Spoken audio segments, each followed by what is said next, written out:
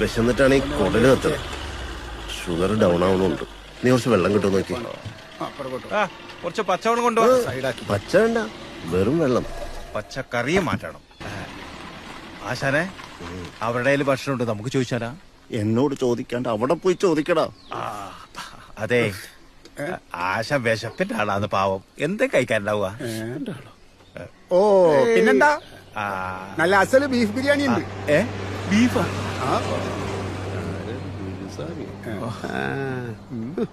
വരുമോ നോക്കാം. ബീഫോ?